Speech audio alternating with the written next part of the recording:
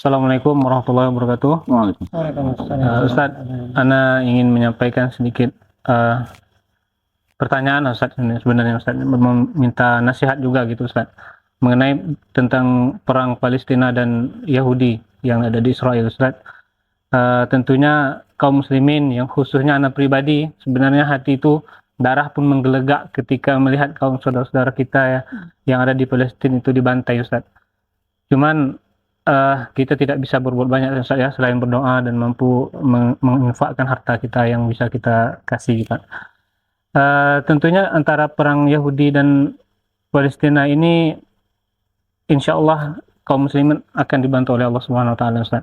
Cuman ada satu perang nanti, perang yang begitu besar yang sekarang ini kaum muslimin mungkin ada segelintir orang atau mungkin banyak juga yang bermuamalah dengan perkara ribawi Ustaz, yang mana dijelaskan ya kan Ustaz ya tentang hukum riba ini kan Allah yang mengajak perang Ustaz.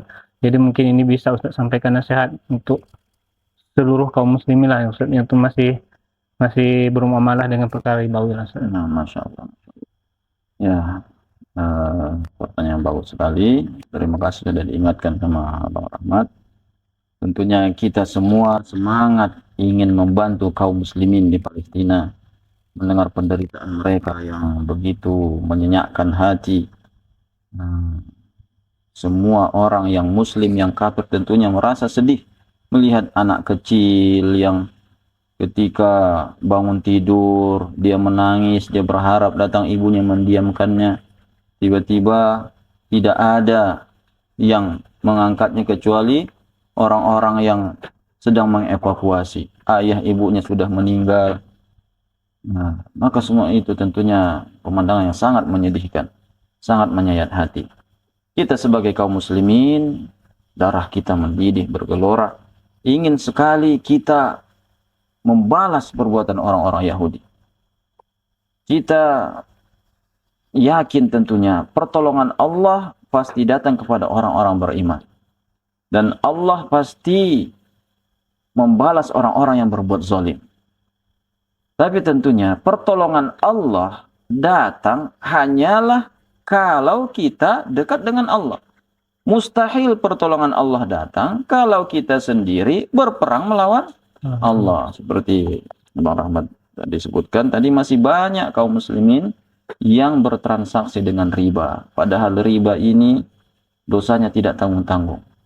Ia mengumumkan perang melawan Allah Subhanahu wa taala. Kita ingin perang melawan Yahudi, tapi kita berani berperang melawan Allah. Na'udzubillah min dzalik.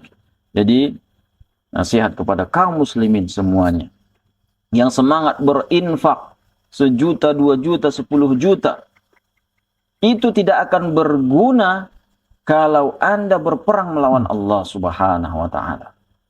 Bagaimana mungkin 10 juta bisa membantu sedangkan Anda sedang melawan Allah Subhanahu wa taala?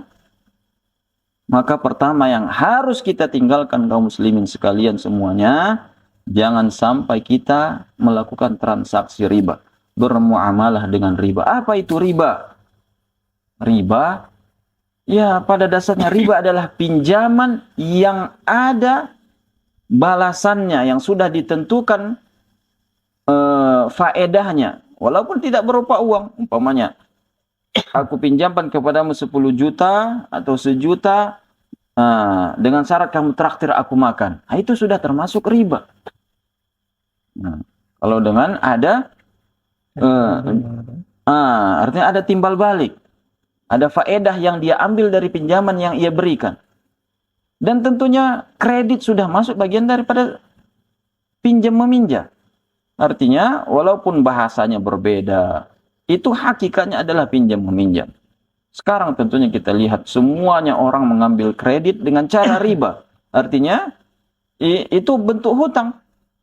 Kredit ini adalah hutang.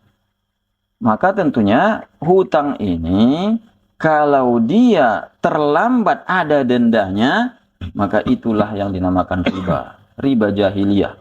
Riba di zaman jahiliyah persis kredit zaman sekarang. Bahkan lebih parah. Atau bisa katakan, iya persis kredit zaman sekarang. Bagaimana riba di zaman jahiliyah? Karena sebagian berkilah, Ustaz, saya nggak pernah telat kok, nggak pernah kena denda.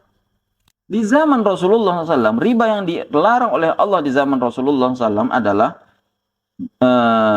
orang ketika meminjam di zaman Rasulullah SAW itu tidak ada denda kecuali kalau dia terlambat. Kalau dia terlambat, umpamanya minjam 1.000.000 dengan syarat dipulangkan sebulan, dikasih. Tapi kalau telat harus bayar 1.100.000 umpamanya. Nah, apa bedanya dengan kredit zaman sekarang? Itulah riba jahiliyah.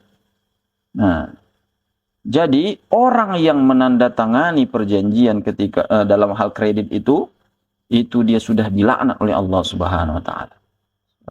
Kata Rasulullah SAW, la'anallah akila riba wa mukilahu wa katibahu wa syahidaihi wa qalahum wa hum sawa.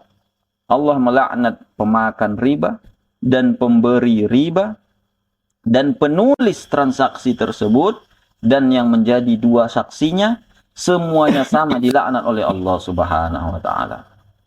Nah, jadi memang ini ya harus menjadi perhatian kita juga bagi kaum muslimin yang semangat membantu saudara-saudara kita di Palestina. Pertama, berhentilah berperang melawan Allah sebelum Anda ingin berperang melawan orang-orang Yahudi. Karena tentunya berperang melawan Allah lebih hebat, lebih bahaya daripada berperang melawan orang-orang Yahudi. Nah, Allahu a'lam.